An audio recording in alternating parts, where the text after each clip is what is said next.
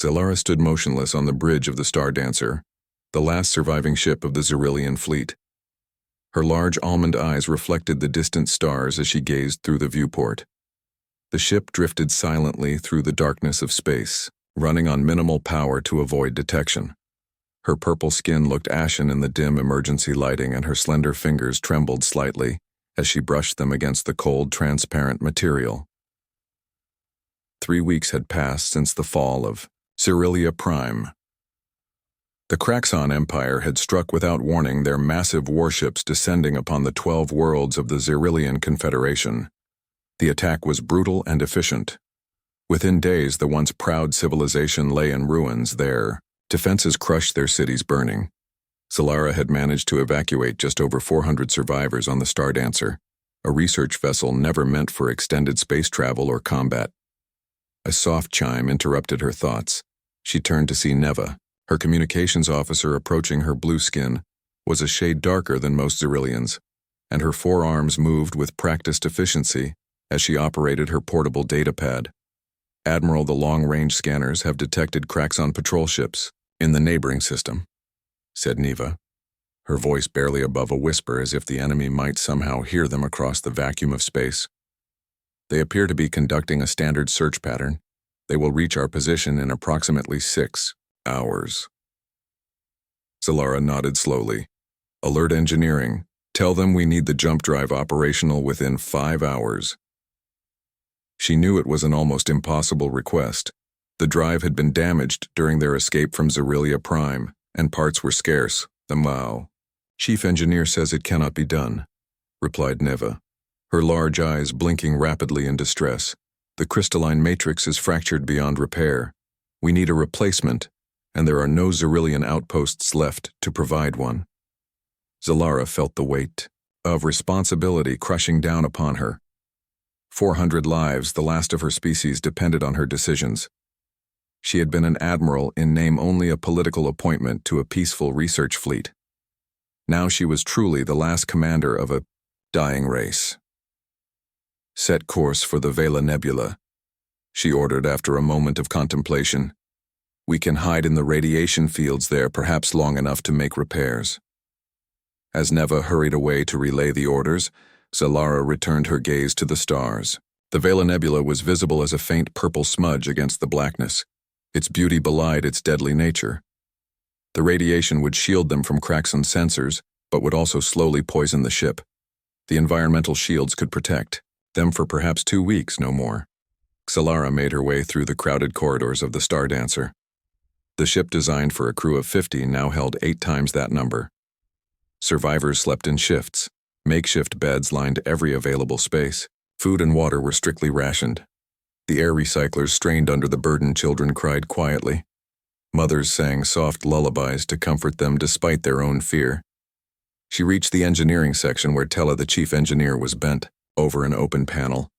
Her orange skin was stained with mechanical fluids, and her expression was grim. "Tell me some good news." "Tella," said Zalara. Tella looked up, her expression softening slightly at the sight of her old friend. "I have recalibrated the shields to better withstand the nebula radiation. That should buy us another 3 days, perhaps 4. She hesitated. "But the jump drive is beyond our ability to repair. The crystalline matrix technology is unique to our people. With our homeworld gone." She did not need to finish the sentence. They both knew what it meant. Without a functioning jump drive, they were limited to sublight travel. It would take thousands of years to reach any habitable system. The Kraxon would find them long before. "Then, we still have the emergency beacon," said Zalara. "Perhaps someone will hear it." Tella nodded, but her expression remained doubtful. "The Kraxon destroyed our allies first. The Gentari, the Palaxians, the Morvian Collective, all gone. No one remains. Who would risk helping us?" "There are other species beyond the known territories," replied Zalara. "Species we have never encountered. Perhaps some of them are powerful enough to stand against the Kraxon." "A pleasant fantasy," said Tella with a sad smile. "But we must deal with reality.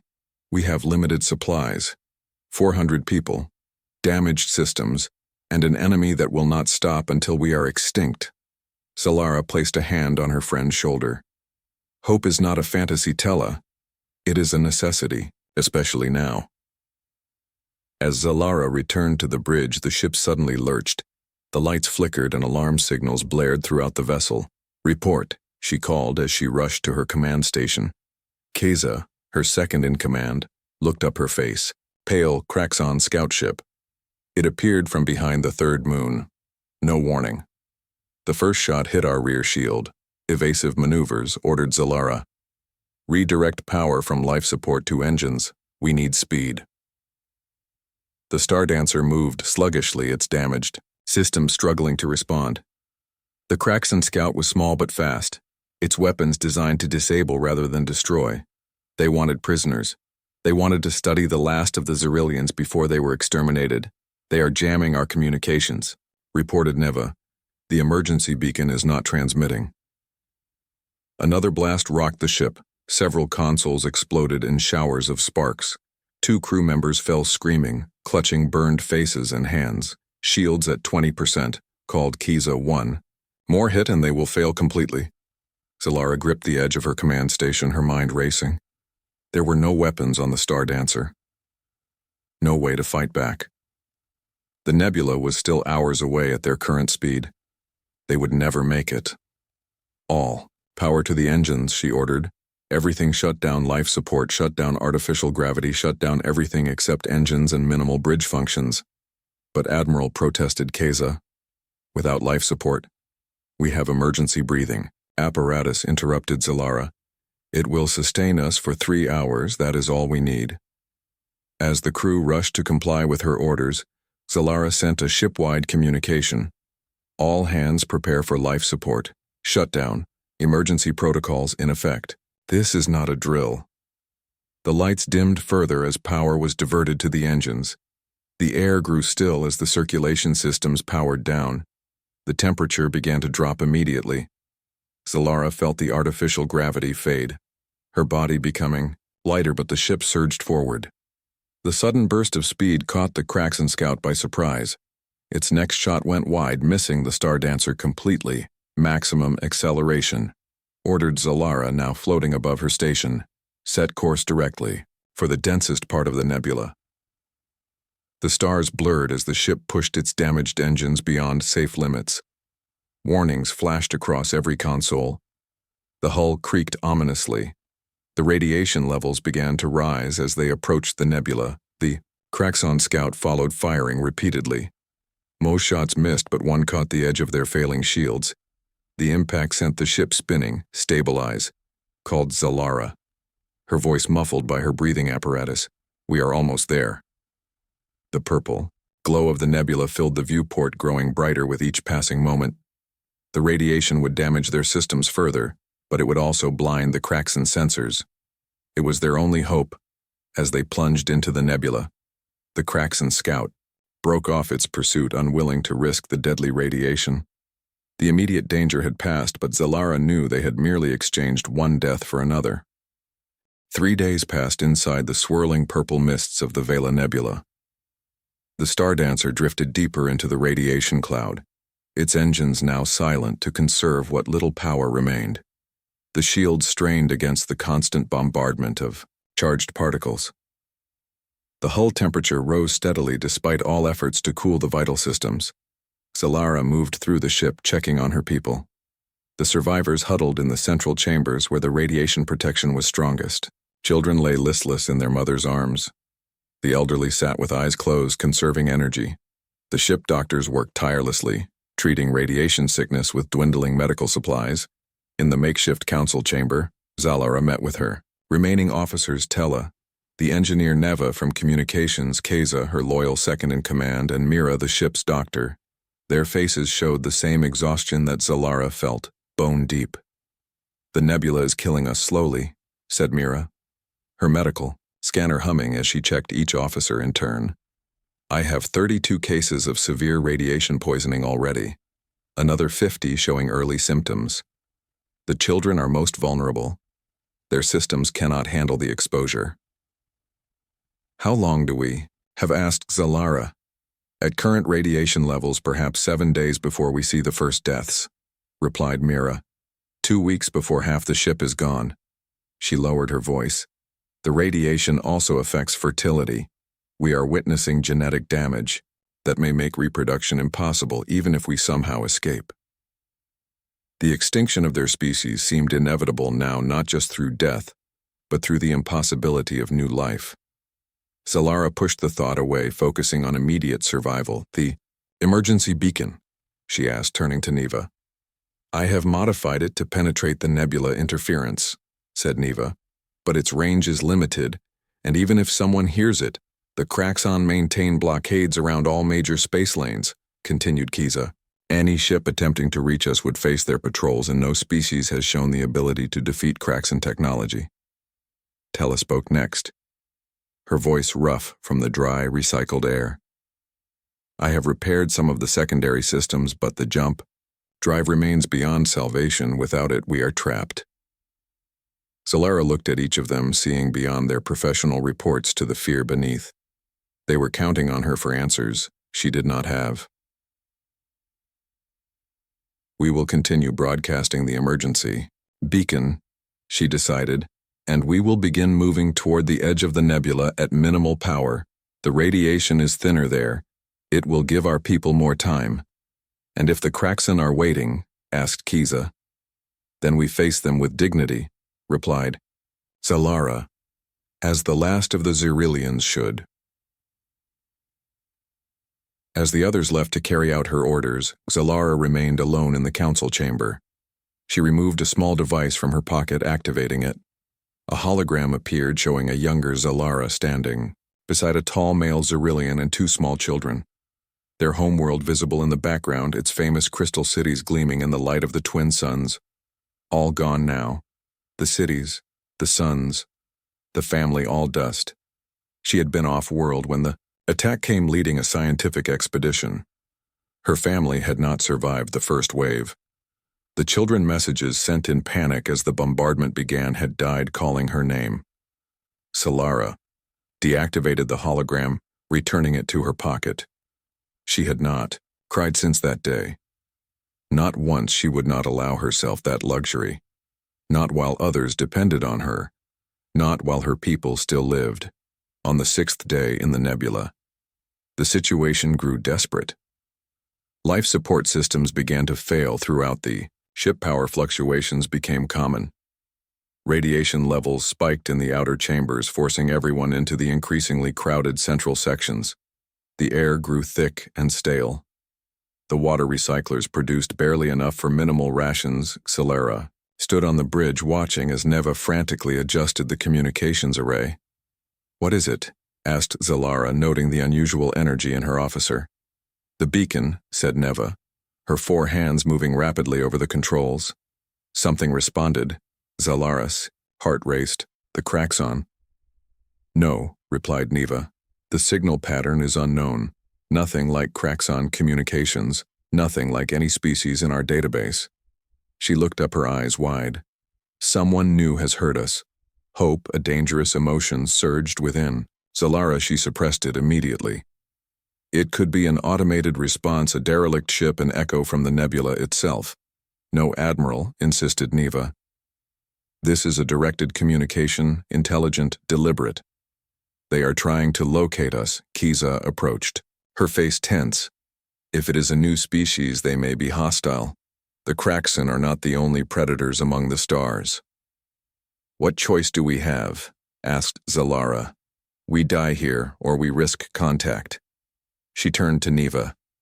Send our coordinates with basic identification. Markers. No detailed information about our situation yet. We must learn more about them first. Hours passed as they waited. The ship systems continued to deteriorate. A section of the environmental shield failed, exposing 3 chambers to lethal radiation. Level 7. Xerillians died before the breach could be sealed. The survivors grew more desperate. Whispers of fear spreading through the crowded chambers. Then Neva called out, her voice breaking with excitement. They are approaching fast, very fast. Their propulsion technology must be incredible. Show me, ordered Zalara. The main view screen flickered to life, showing a section of the nebula. The purple clouds swirled, obscuring vision. But then something moved within the mist, a dark shape cutting through the radiation as if it were nothing more than water. "Magnify," said Zalara. The image zoomed in, revealing a vessel unlike any Zalara had seen before. It was angular with smooth lines. A Predator design, but with elements of scientific exploration, visible in various external sensors and equipment. It bore markings in an unknown script along its hull. Its size was impressive, though not overwhelming, perhaps 3 times larger than the Stardancer. "They are hailing us," said Neva. "Audio only." "Put it through," ordered Zalara, bracing herself. A voice emerged from the speakers unlike any Zalara had heard before. The universal translator struggled for a moment before converting the sounds into understandable speech. "This is Captain Nicole Bennett, of the Earth vessel Horizon. We received your distress call. We are approaching your position. Please identify yourselves and the nature of your emergency." Earth, Zalara had never heard of such a place. "This is Admiral Zalara of the Zerillian Research, vessel Stardancer. We are refugees. Our worlds have been destroyed, our ship is damaged, we are trapped in this nebula with failing systems." A pause then. "We detect high radiation levels in your vicinity. Our sensors show critical damage to multiple ship systems. We can assist. Please prepare for our arrival." "Be warned," replied Zalara, feeling obligated to share the danger. "We are being hunted by the Kraxan Empire. They may have patrols nearby." Another pause, longer this time, then a different voice, female but with a harder edge. "This is Commander Ashley Wilson, Tactical Officer of the Horizon. We are familiar with Kraxan aggression. They attacked one of our survey ships 6 months ago. We are not concerned. Let them come." The confidence in that statement was either supreme arrogance or backed by genuine capability. Zalara could not tell which. But for the first time in weeks, she felt something other than despair. "We are sending over a medical team and engineers," continued Captain Nicole. "Please have your people ready to receive them. We will dock in 20 minutes. As the communication ended, Keza approached, her voice low. "Can we trust them? These humans, they know nothing about us." "We have no choice," replied Zalara. "And they answered our call when no one else would. That counts for something." The Earthship grew larger in the viewport, its approach carefully controlled. Despite its size, it maneuvered with precision. Its hull seemed unaffected by the nebula's radiation, a technology beyond Zerillian capability. "They are extending a docking tube," reported Neva. "Their airlock systems are compatible with ours. An incredible coincidence." "Or they adapted quickly," suggested Zalara, impressed. "Prepare the main docking. They have Dr. Mira standing by with medical staff. Our people are ill, they should be warned." The minutes crawled by as the 2 ships connected. The Stardancer shuddered slightly as the airlock sealed. Zalara moved to the docking bay with Keza and a small security team, though their weapons were largely symbolic. The Zerillian research vessel had few genuine armaments. The airlock cycled and opened. Zalara gasped as the visitors stepped through. They looked almost Zerillian, but with startling differences. Their skin came in various shades of brown and pink rather than the blues and purples of her people. They had only 2 arms, not 4. Their eyes were smaller, rounder, with colorful centers. The first ones through wore what appeared to be environmental suits, though not for protection from Zerillians, but rather from potential pathogens. A medical precaution, not a defensive one. A female stepped forward, removing her helmet, revealing a head, crowned with long brown hair, tied back from her face. She was clearly the leader, her posture confident but not threatening. "Admiral Zalara," she said with a gentle smile. "I am Captain Nicole Bennett of Earth. Welcome to First Contact. We are here to help." The humans moved with efficiency that impressed even Zalara. Their medical team, led by a woman named Heather, quickly set up equipment in the main cargo bay, converting it into a treatment center within hours. The engineers divided into teams assessing damage and beginning repairs. Some spoke directly with Tella, discussing technical specifications in rapid exchanges that the universal translators sometimes struggled to keep up with.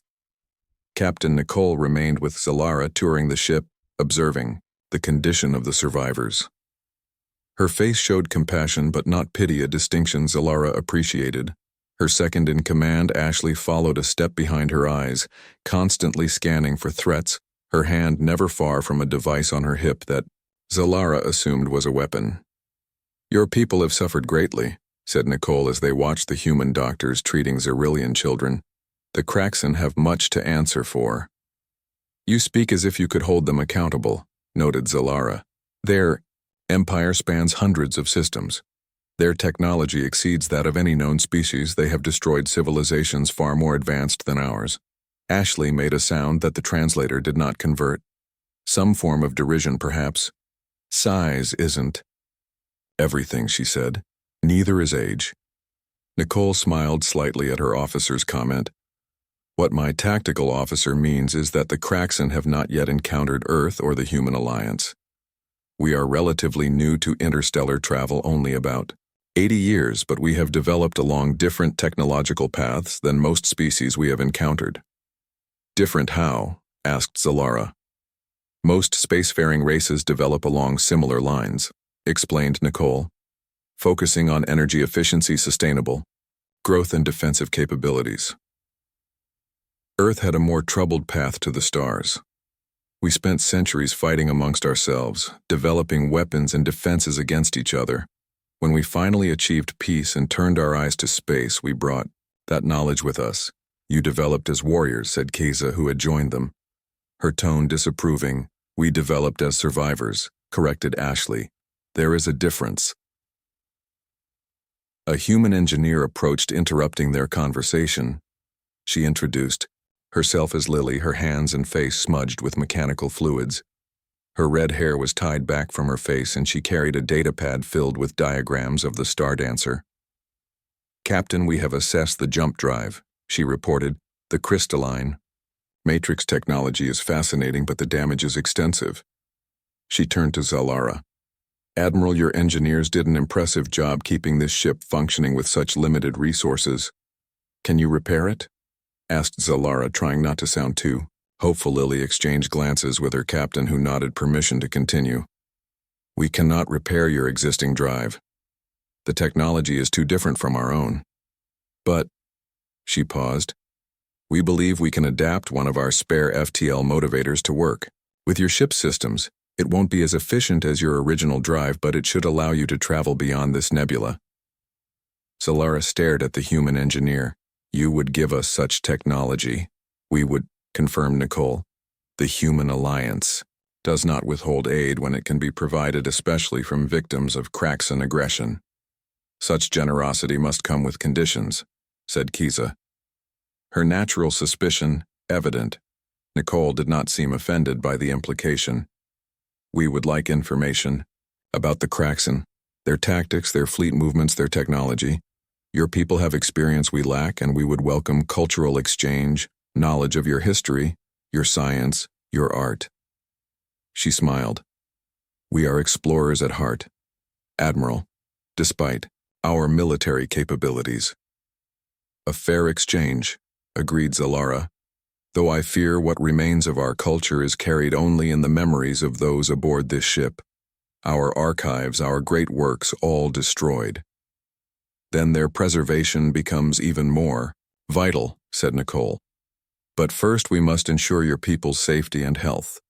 The Horizon will escort the Star Dancer to a human outpost in the Rigel system once repairs are complete. There your people can rest, recover, and decide your next steps." Human doctor approached Dr. Mira beside her. Both looked concerned. "Captain," said the human doctor, her name tag reading, "Heather, we have a situation. The radiation exposure has caused significant damage to the Xyrillian reproductive systems. Most of the adults and all of the children will recover with proper treatment, but—" She hesitated, looking at Zalara apologetically. Mira continued, "We estimate that less than 10% of our adult population will retain reproductive capability, even with medical intervention. The extinction of our species is still a statistical probability." Zalara felt the familiar weight of despair return, despite their rescue. They might survive as individuals, but their civilization, Their species would end. With them, Nicole was silent for a long moment. Dr. Heather, what about genetic samples, preservation of Xyrillian DNA? Heather nodded. We have the technology for long-term genetic storage and eventually artificial reproductive assistance, but the genetic diversity would be limited even with all viable donors. With respect, Captain Nicole, said Mira, such measures might extend our existence for one more generation, perhaps two, but the outcome remains the same. Our people will fade. Nicole turned to Zalara. Her expression determined, Admiral, there may be another option. The Human Alliance has extensive experience with genetic medicine and reproductive technology developed during our troubled past. On our homeworld, we brought back several species from the brink of extinction with populations smaller than yours. She paused. With permission, we could transmit your medical data to Earth. Our best scientists might find solutions we cannot see here. Hope again, that dangerous emotion Zalara had learned to distrust. Yet something about this human captain made her believe you would do this for strangers. We would do this because it is right, replied Nicole simply, and because we know what it means to face extinction. Our own history is filled with narrow escapes. As they continued their inspection of the ship, alerts suddenly blared throughout both vessels. A human crew member ran toward them. Her expression urgent. Captain, sensors have detected multiple ships entering. The Nebula Craxon signatures 7 vessels, including a Dreadnought class. They are searching in a standard pattern. They will locate us within 30 minutes. Ashley immediately activated her communication device. Battle stations, prepare defensive. Systems alert the dauntless and the defiant to our situation. Zalara felt cold fear grip her. A Dreadnought carries over 2,000 Craxon warriors and heavy weapons. They will destroy both our ships. Nicole remained calm. The horizon will not be so easily destroyed, Admiral. We expected the Craxon might be searching for you. We took precautions. She turned to Zalara. We must accelerate our plans. Your ship cannot withstand battle. How quickly can your people transfer to the horizon? We have 400 survivors, many ill or injured, replied Zalara. Even with your help, it would take hours. We don't have hours, said Ashley, checking a device on her wrist. The Dreadnought has changed course. They may have detected our energy signatures, Nicole. Made a swift decision. Lily, how soon can the temporary drive be installed? 2 hours minimum, Captain, replied the engineer. And that's rushing every safety protocol. You have 1 hour, said Nicole, her tone making it clear this was not a request, but an order. She turned to Zalara. Admiral, we need to buy time. The horizon will move away from the Stardancer, drawing the Craxon attention. My ship can evade them longer than yours. You would risk your vessel to protect us? Asked Kiza, disbelief evident in her voice. That is what humans do, replied Ashley with a fierce smile. We protect. Nicole issued rapid orders to her crew. Some returned to the horizon. Others remained behind to continue repairs and medical treatment. The Craxon know. Your ship they hunt specifically for Xyrillians. Nicole explained to Zalara. They may not immediately recognize a human vessel as a threat. This gives us an advantage. And if they attack you, asked Zalara, then they learn why that is a mistake, replied Ashley, her hand now resting openly on her weapon. Nicole placed a hand on Zalara's shoulder, a gesture of reassurance. Trust us, Admiral. We have faced threats to our existence before. We are still here.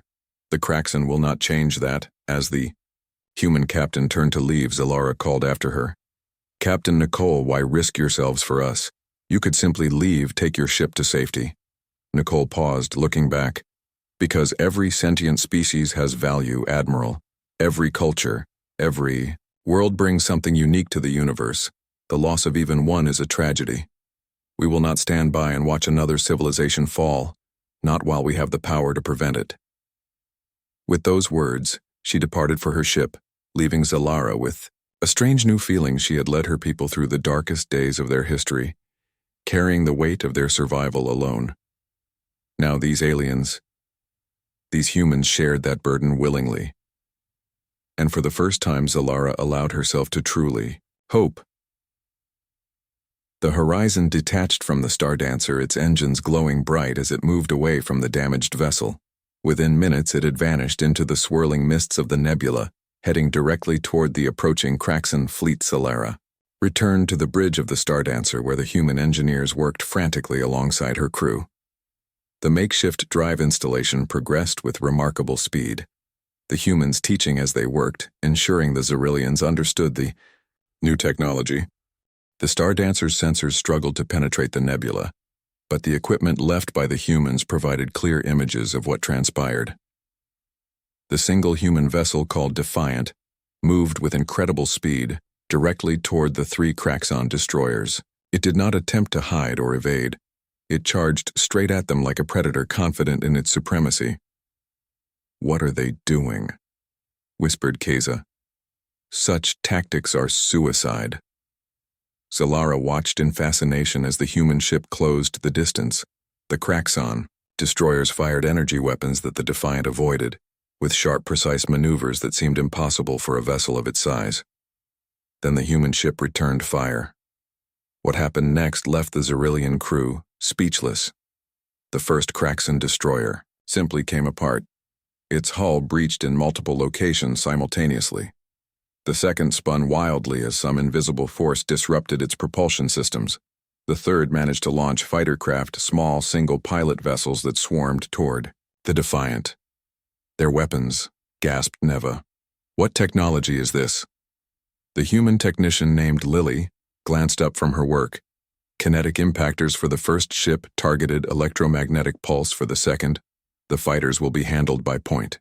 Defense systems. She spoke casually as if discussing something as mundane as food preparation, not the defeat of warships that had terrorized the galaxy. The Defiant moved through the fighter swarm, its defensive systems eliminating the small craft. With precision energy beams and projectiles too fast to track, reduced the Kraxan fighters to debris.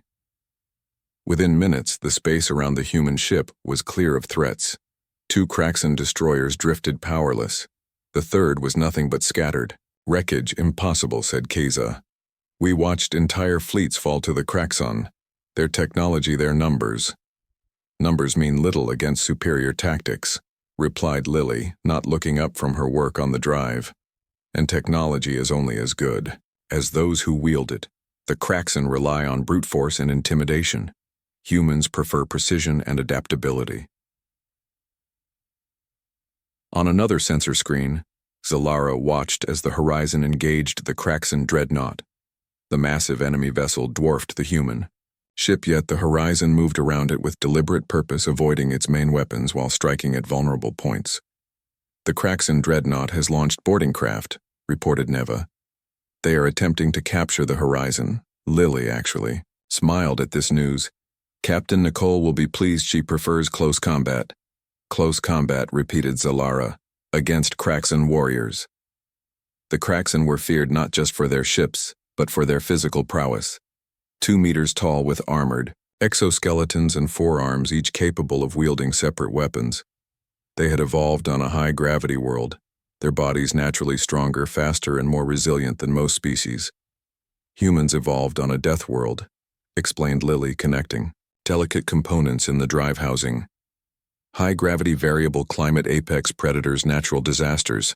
Our bodies adapted to survive extreme conditions. And our minds." She paused.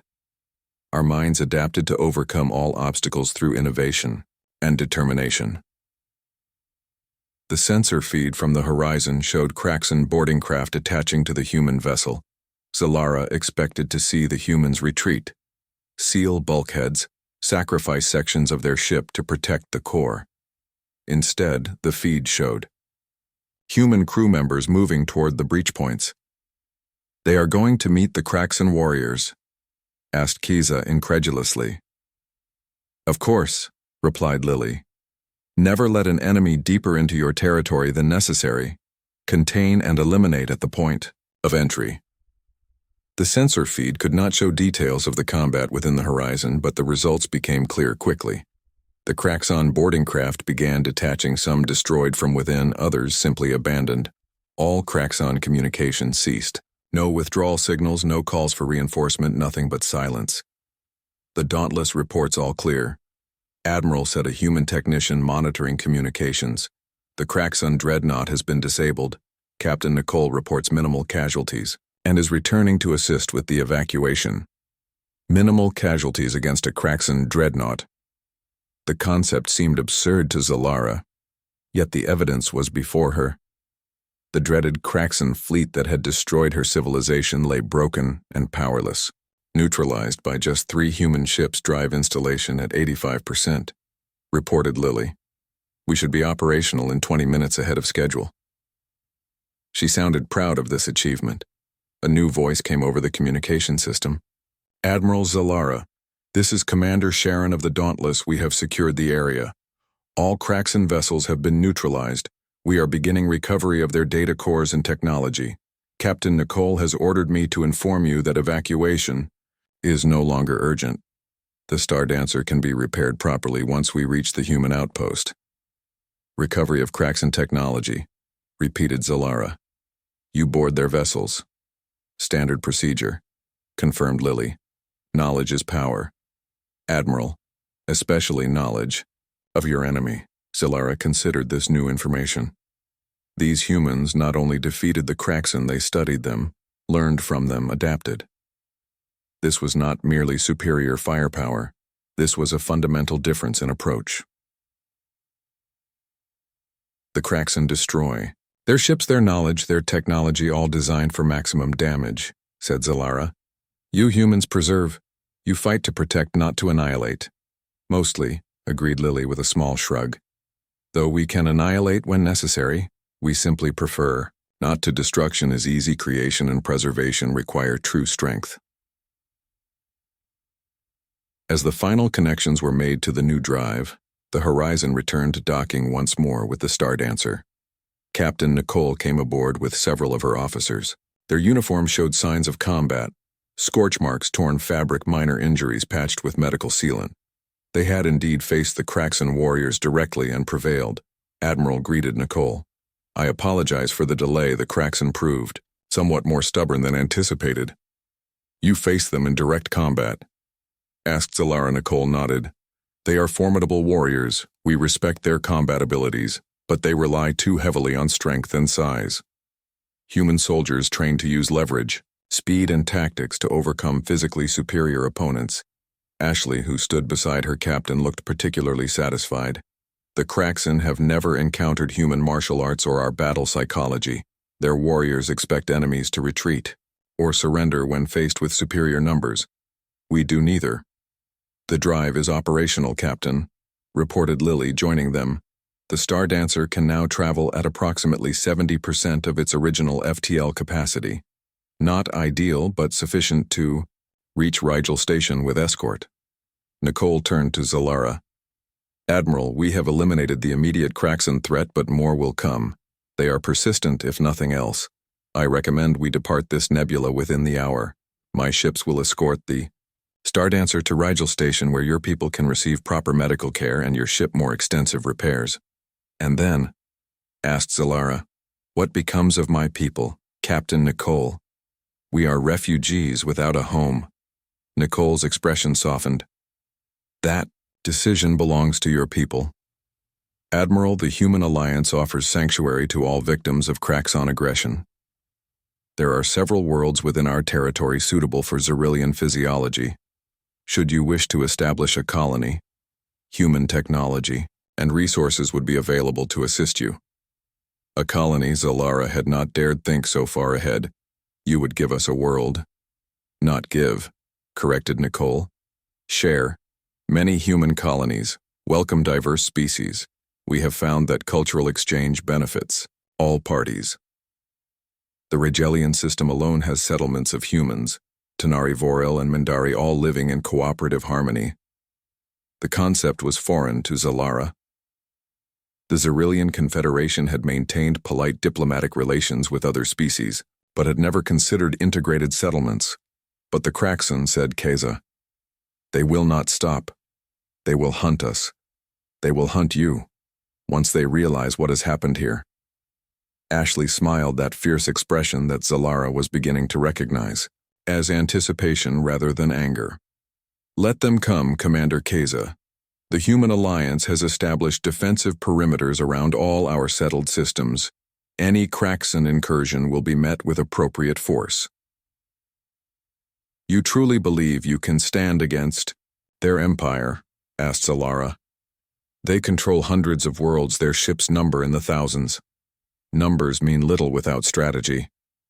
Admiral, replied Nicole, the Kraxan expanded rapidly, conquering weaker species, building their empire on fear and overwhelming force. They have never faced an adversary that fights back effectively.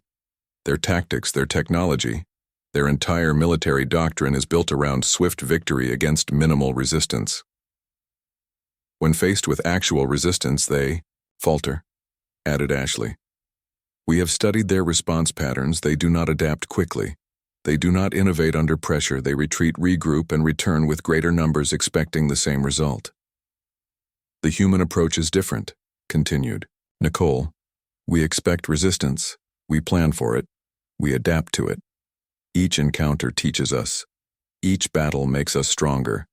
Their numerical advantage decreases with each engagement as we learn, and they do not. Dr. Heather approached, interrupting the tactical discussion. Captain, the medical evacuation is complete. All critical patients have been transferred to the Horizon and the Dauntless. The remaining Xerillian crew can travel safely aboard the Star Dancer now that life support is fully operational. 6 months passed since the rescue from the Vela Nebula. Zalara stood on the observation deck of Rigel Station, watching as construction vessels moved around the newly completed Xerillian settlement dome. The massive structure floated in orbit around Rigel 4, a lush habitable moon that would serve as the new Xerillian homeland. Dr. Mira joined her at the viewport, her health fully restored after months of treatment. The agricultural sections are complete, Admiral. The first crops have been planted. Our botanists say the modified Xerillian plants are thriving in the controlled environment. And our people? Asked Zalara. 386 survivors, all recovered, reported Mira with evident satisfaction. The human genetic therapy program has exceeded all expectations. 97% of adults have regained reproductive function. The children show no lasting effects from radiation exposure. She paused. The first Xerillian child born in our new home is expected within weeks. New life. A future Zalara had not dared hope for such outcomes when they fled their burning worlds. Now it was reality.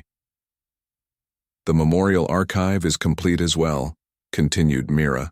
The human data specialists helped our historians reconstruct much of our cultural heritage from the memories and personal records of our survivors.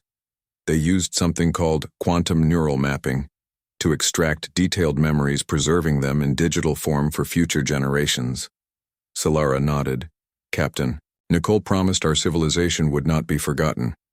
She has kept that promise. She has done far more than that, replied Mira. The Human Alliance voted unanimously to grant the Xerillian people protected status, full citizenship, rights representation, in their governing council, access to education, technology, healthcare. She shook her head in wonder. No species has ever been so generous to refugees. Not refugees, corrected a voice behind them.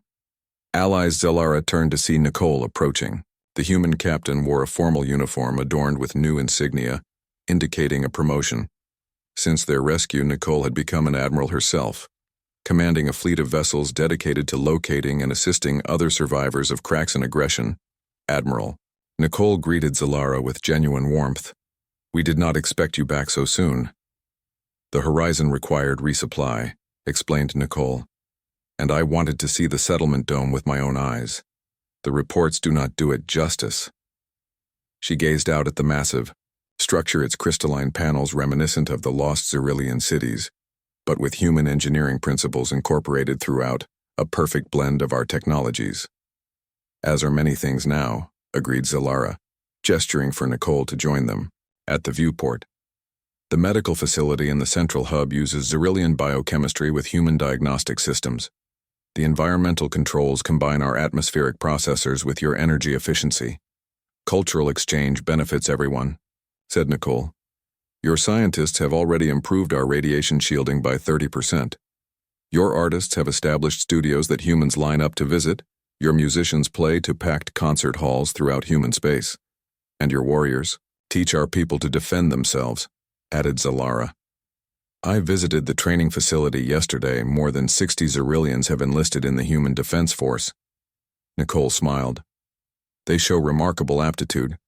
Commander Ashley says the Xyrillian recruits have natural spatial awareness that makes them excellent pilots. A soft chime interrupted their conversation. A human officer approached and handed Nicole a datapad. The Admiral read it, her expression turning serious. Is something wrong? Asked Zalara. Nicole hesitated, then nodded. The Kraxan have launched a major offensive against the Mendari systems 3 days ago, a direct response to the Mendari accepting our protection. The battle is ongoing. The Mendari, said Mira. They were neutral during our conflict. The Kraxan no longer recognize neutrality, replied Nicole. Any species that does not submit becomes a target, and any that accepts human protection becomes a priority target. They seek to make an example. How bad? Asked Zalara. Bad enough, admitted Nicole.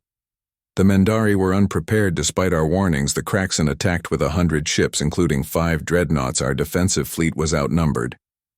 Fear flickered through Zalara. You said was Nicole. Allowed a small smile. Reinforcements arrived 18 hours ago, including the Defiant and Dauntless. The battle has turned. 2 Kraxan dreadnoughts destroyed, the others in retreat. The Mendari homeworld is secure with minimal civilian casualties. But the war continues, said Zalara. It does, confirmed Nicole. The Kraxan cannot accept defeat. They cannot adapt to changing circumstances. They can only escalate their entire society. Their evolution, their psychology drives them to dominate or destroy. Can they be stopped? Asked Mira. Truly stopped. Not just defeated in individual battles. Nicole was silent for a moment, considering her response. The Human Alliance believes so. Our strategy is not to match their numbers but to negate their advantages. Their fleet is vast but predictable. Their tactics are unchanged for centuries. Their technology advances slowly, focused on incremental improvements to existing systems. While humans innovate rapidly, noted Zalara, having witnessed this trait firsthand. Is our nature, agreed Nicole. Faced with obstacles, humans find ways around, through, or over. We adapt, we overcome. And most importantly, we share that knowledge with our allies. Each species in the Alliance contributes unique perspectives. The Tanari, their understanding of subspace communications. The Vorel, their biological sciences. The Mendari, their sensor technology. And now, the Xyrillians, your crystalline engineering and atmospheric processors. A united front, said Zalara, understanding dawning, not just militarily but intellectually. Precisely. Nicole studied the settlement dome visible through the viewport. The Kraxan expanded through the galaxy, destroying all who opposed them, because no single species could stand against them, but they have never faced a true alliance of diverse species working as one. Zalara considered this. And you believe such an alliance can defeat an empire that has stood for 1,000 years? I know it can, replied Nicole with quiet confidence. Because we understand something the Kraxan never will. Strength lies in diversity, not uniformity. The Kraxan demand obedience, crush individuality, destroy uniqueness. In doing so, they eliminate the very traits that drive innovation, adaptation, and growth. New alert sounded. Nicole checked another message on her datapad. Her expression brightened. Good news, she said. The Tanari delegation has arrived. They wish to view the Xyrillian settlement as well. Their architects are particularly interested in your crystal fabrication techniques. The Tanari, repeated Zalara. The same species that refused to aid us when the Kraxan first attacked. The same, confirmed Nicole. They have reconsidered their position of neutrality since witnessing the human response to Kraxan aggression. They formally joined the alliance last month. Their fleet is small, but their technological contributions are significant. And you welcome them. Despite their past inaction, asked Mira. The past cannot be changed, replied Nicole. Only the future. Every species that joins us strengthens the alliance, and every alliance member weakens the Kraxon. The Tanari now understand that isolation offers no protection. Their choice to join us protects not only themselves but contributes to the safety of all. As they spoke, a group of Tanari visitors entered the observation deck, their tall, slender forms and luminescent skin making them instantly recognizable. The delegation approached, led by a Tanari official, and accompanied by several human diplomats. Admiral Zalara greeted the Tanari leader with formal respect.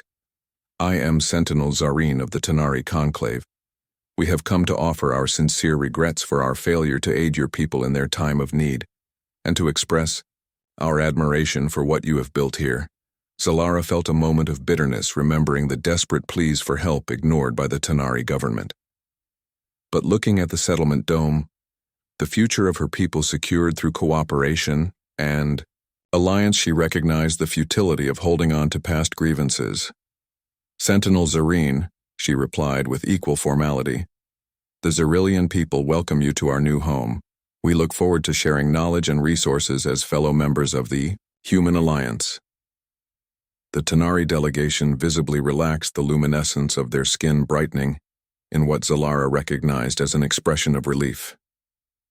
Your generosity honors us, said Zareen. We have brought technical specialists to assist with the final construction phases of your settlement if you would accept such aid. We would, confirmed Zalara. Tanari environmental engineering is well regarded throughout the galaxy. Your expertise would be valuable. As the diplomatic exchange continued, Nicole stepped back, allowing the two species to connect without human intervention. Zalara noticed this subtle withdrawal, appreciating the humans' understanding of when to lead and when to simply facilitate. Later, as the Tanari delegation toured the settlement plan, Zalara found Nicole in a quiet corner of the observation lounge. The human admiral was reviewing fleet deployment data, her expression focused. The reports from the Mendari front, asked Zalara, joining her. Better than expected, replied Nicole. The Kraxon retreat continues. They abandoned 2 recently conquered systems rather than face our combined fleet. The Mendari are already beginning recovery operations, and the Kraxon will regroup, plan a new offensive, said Zalara.